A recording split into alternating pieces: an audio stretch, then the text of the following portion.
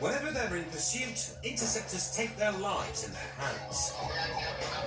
Move please, move please, move please. The cops' skills and training count for a lot. Some criminals are willing to put lives at risk in their bid for freedom. Tango 424 behind the vehicle now. Rear offside tyre is burst. A car's a bloody heavy object and it can be used as a weapon. It's not a conventional weapon, a knife, a gun, an axe, baseball bat. But in the right hands or the wrong hands, it's going to do some serious harm. It's 3 days to Christmas, and Interceptor Sam Turner is dealing with something rotten in the best he's running.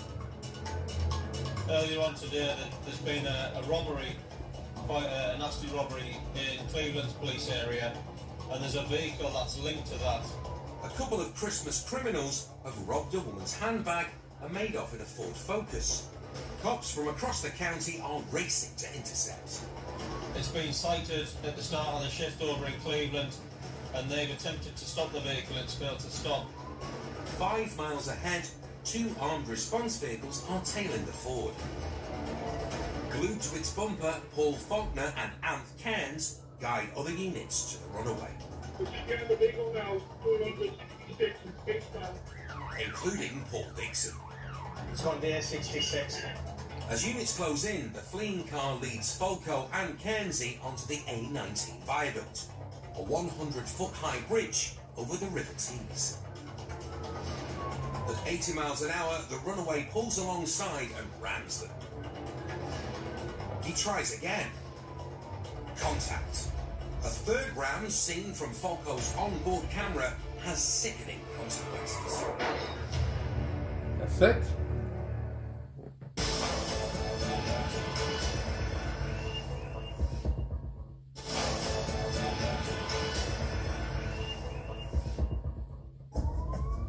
Cops from across the county are chasing a mugger in a runaway car. Earlier on today, there's been a robbery, quite a nasty robbery. Paul Faulkner's tailed it to the Tees viaduct, where the thief has pulled alongside the X5 and rammed Paul and his partner off the bridge.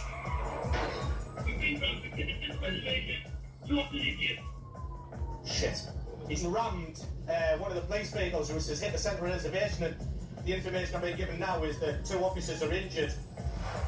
It's a traffic copper's nightmare, ramming into tons of steel and concrete at 80 miles per hour. While Dicko takes up the pursuit of the dangerous driver, There is a vehicle following and providing us a commentary. fellow interceptor Sam Turner arrives at the bridge to a scene of total carnage, bathed in blue light. Just confirm I'm on scene. His first job, get paramedics to the coppers involved in the crash. Yeah, just keep going straight on, mate, through all the flyover, thank you. It's one of our own, isn't it? So we've got to treat it with the utmost urgency. The whole team's tied up. We want to ensure that they're fitting well. Ambulance are just heading up there now, so fingers crossed they're all okay. While ambulance staff battle through the traffic, 6 miles away, the driver responsible has a resolute copper in his rear-view mirror. Yeah, it's overseen. It's through red traffic lights again. Junction with cargo fleet. It's a right line of the cargo fleet lane. Other units are also moving in, including Dicko. Right, we're going to be quite close here. The net's tightening all the time, Speed is 90 as cops take up position to try and stop the runaway.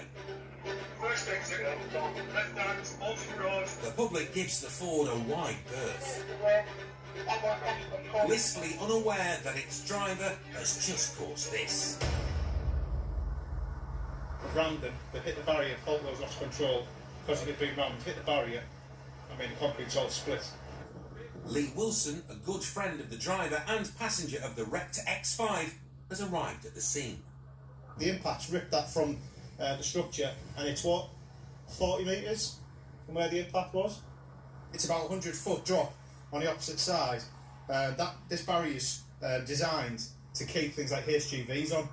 It's a hell of a force for it to crack the concrete where the support is. Nobody would have survived going through that and a 100-foot drop, there's only one outcome, and that would be somebody who'd die. So Falco and Cairnsey, very lucky. They're lucky to be alive. They really are. Falco and Cairnsey have been rushed to hospital. The driver responsible is a seriously dangerous customer. Their determination is to get away, and they'll do whatever it takes. And if it means killing a police officer, then so be it. While Lee waits for news on his colleagues, units pursuing the car that rammed them split up. It's went over the pedestrian crossing and got into the estate Dicko. It's the next one. But as Dicko zeroes in on the bag-snatching cop rammer, news comes over the radio, and it's not good.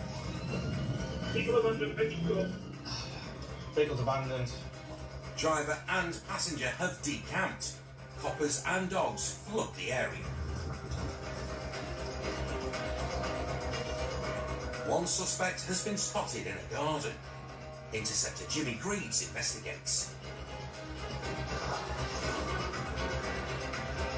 It's a game of cat and mouse. And the cats have caught something. Cuffed and trussed like a Christmas turkey, this looks like the passenger. He's been found cowering on the roof of an outbuilding. But it's the driver they really want. The cops are confident of his identity. He's known to them and lives locally. Are you inside the address? A welcoming committee has swooped on the suspect's home, where they've caught him changing out of an outfit that perfectly matches the description of the driver. Merry Christmas, son. You're nicked. Was that me, mate? Get that. That was me. Didn't it? No. This is the result they were determined to get. And that's not the only good news. Word at the crash scene is that Falco and Cairnsey have escaped this nightmare with minor injuries, although both are suffering from shock. When you talk about these two lads I work with, they've got families at home, regardless whether it's near Christmas, but it's near Christmas, a couple of days away from Christmas. And those offenders have tried to kill one of my colleagues, one of my friends. It's not right, is it? I'm struggling for words. But I'm thankful and grateful that they both survived. Because coming down here and seeing that, the more you look at it, we're lucky that we haven't got two dead cops on our hands. Falco and Cairnsey's life-threatening ordeal on the bridge was a major shock to the entire Durham and Cleveland force. The passenger in the car that rammed them pleaded guilty to robbing a woman of her handbag and awaits sentencing. The mugger behind the wheel racked up quite a charge sheet. He pleaded guilty to robbery, attempting to cause grievous bodily harm, dangerous driving, driving whilst disqualified, driving without insurance and failing to give a blood sample. He also awaits sentencing, but can expect a lengthy stay at Her Majesty's pleasure. I'm in no doubt that whichever judge they go before, as a result of what they've done today, the judge is going to hand them quite a substantial sentence. So they won't be seeing a few Christmases for quite a few years.